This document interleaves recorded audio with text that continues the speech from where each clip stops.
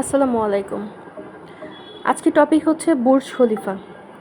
এটি হলো সংযুক্ত আরব আমিরাতের দুবাই অবস্থিত একটি আকাশচুম্বী ভবন, যা 2010 সালে উদ্বোধনের আগে বুর্জ দুবাই নামে পরিচিত ছিল।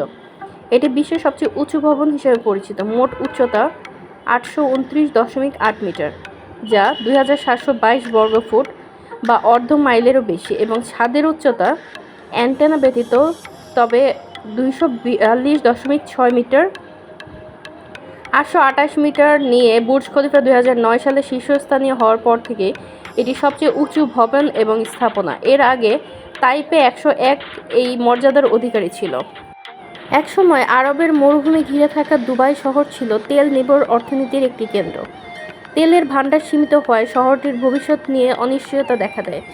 তখন দুবাইয়ের শাসক শেখ মোহাম্মদ বিন রাশেদ আল মাকতুব একটি নতুন স্বপ্ন দেখলেন। তিনি চেয়েছিলেন দুবাইকে এমন একটি শহরে রূপ দিতে যা শুধু তেলের উপর নির্ভর করবে না, বরং হবে বিশ্বের কেন্দ্রবিন্দু। সেই স্বপ্ন থেকেই জন্ম নেয় বুর্জ খলিফার কাহিনী। 2004 সালের এক গরম দিনের সকালে প্রকল্পটির ঘোষণা দেওয়া হলো। এটি ছিল এমন একটি ভবন তৈরির পরিকল্পনা যা হবে দুনিয়ার সবচেয়ে উঁচু ভবন। এই প্রকল্পের নাম দেওয়া হয় বুর্জ দুবাই। পরবর্তীতে সংযুক্ত আরব আমিরাতের প্রেসিডেন্ট শেখ খলিফা বিন জায়েদ আল নাহিয়ানের সম্মানে এটির নামকরণ করা হয় বুর্জ খলিফা। বুর্জ খলিফা নির্মাণে ব্যবহার করা হয় পৃথিবীর সেরা প্রযুক্তি এবং ডিজাইন। আমেরিকার একজন প্রখ্যাত স্থপতি আড্রিয়ান স্মিথ ভবনটির নকশা করেন। তিনি মরুভূমির ফুল হাইমেনোকালিস থেকে অনুপ্রাণিত হয়ে ভবনের ওয়াই আকৃতির নকশা তৈরি করেন। কিন্তু কাজটা সহজ ছিল না। মরুভূমির নরম বালিতে এত বড় একটি ভবন দাঁড় করানো চ্যালেঞ্জের মুখোমুখি হবে প্রকৌশলীদের কাছে। তারা ভবনের ভিত শক্ত করতে 50 মিটার গভীরে পাইলিং ব্যবহার করেন এবং সবচেয়ে উন্নত মানের উপকরণ দিয়ে কাজ শুরু করেন। প্রকল্পটি 2004 সালে শুরু হয়। 12,000 কর্মী প্রতিদিন দিনরাত পরিশ্রম করেন। একটি সময় আসলো যখন তারা সিদ্ধান্ত নিলেন ভবনটির উচ্চতা হবে এমন যে এটি মেঘের উপরে দাঁড়িয়ে থাকবে।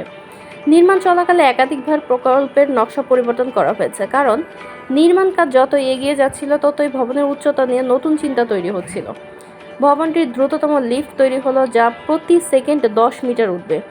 প্রায় 1,42,000 বর্গমিটার কাঁচ ব্যবহার করে এর বাইরের অংশ তৈরি করা হলো, যা সূর্যের প্রচণ্ড তাপ থেকে ভবনটিকে রক্ষা করবে। 2009 সালের শেষ দিকে বুর্জ খলিফার নির্মাণ কাজ শেষ হলো। তখন এটি 828 মিটার উচ্চতায় পৌঁছালো। 2010 সালের 4 জানুয়ারি এক জমকালো অনুষ্ঠানের মাধ্যমে এটি উদ্বোধন করা হয়। 828 মিটার উঁচু ভবনটির দিকে তাকিয়ে বিশ্ব স্তব্ধ হয়ে গিয়েছিল। এটি শুধু উচ্চতায় নয়, প্রযুক্তি এবং সৌন্দর্যে বিশ্বকে তাক লাগিয়ে দেয়। বুর্জ খলিফা আজ শুধু একটি ভবন নয়, এটি দুবাইয়ের স্বপ্নের প্রতীক।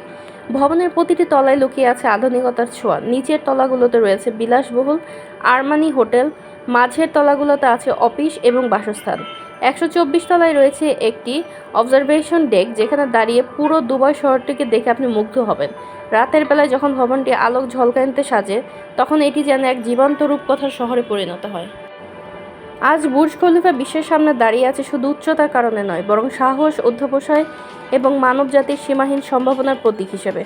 এটি মনে করিয়ে দেয়, যত চ্যালেঞ্জই আসুক, স্বপ্নকে বাস্তবায়ন করার জন্য মানুষ সবসময় পথ খুঁজে পায়।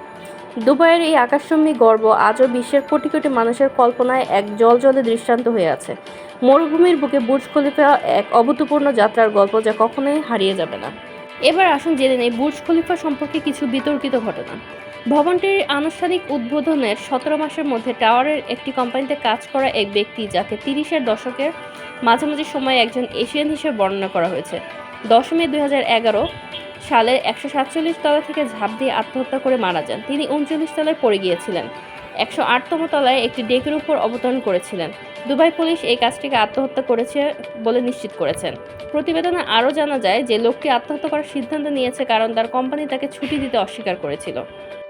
18 মে 2015 সালে দুবাই পুলিশ একটি প্রতিবেদনের বিরোধিতা করে যে একজন পর্তুগিজ নাগরিক, যিনি একটি পর্যটক ভিসায় দুবাইতে এসেছিলেন, বুর্জ খলিফায় 148তম তলায় আর্ট দ্য টপ স্কাই পর্যবেক্ষণ ডেক থেকে পড়ে তার মৃত্যু হয়েছে। এবং আরও জানা যায় যে এই ঘটনাটি ঘটেছে জুমেরাইন লেক টাওয়ারে। দুবাইয়ের এক রিপোর্টে বলা হয়েছে যে বুর্জ খলিফা ৩য় তলায় তার লাশ পাওয়া গিয়েছে। সংযুক্ত আরব আমিরাতের পর্তুগালের দূতাবাস থেকে তথ্যের স্বাধীনতা আইনের অধীনে প্রাপ্ত ইমেইলগুলো নিশ্চিত করেছে যে তিনি বুর্জ খলিফার ১৪৮ তলা থেকে লাফ দিয়ে আত্মহত্যা করেছেন। যত বিতর্কই থাকুক, বুর্জ খলিফা আসলে পৃথিবীর একটি আশ্চর্যের একটা বিষয়, কারণ এত বড় এবং এত আধুনিক স্থাপনা পৃথিবীর একমাত্র দুবাইয়ের মতো দেশে সম্ভব হয়েছে এবং অত্যন্ত কঠিন পরিস্থিতির মোকাবেলা করে তারা এটি নির্মাণ করেছেন, যা আজকে পৃথিবীর সর্বোচ্চ কেন্দ্রবিন্দু হিসেবে পরিণত হয়েছে এবং পর্যটকদের আকর্ষণের পক্ষে এটি খুবই গুরুত্বপূর্ণ। আমার চ্যানেলটি যদি আপনাদের ভালো লেগে থাকে এবং নতুন নতুন ভিডিও পাওয়ার জন্য অবশ্যই লাইক, কমেন্ট এবং সাবস্ক্রাইব করবেন। ধন্যবাদ সবাইকে।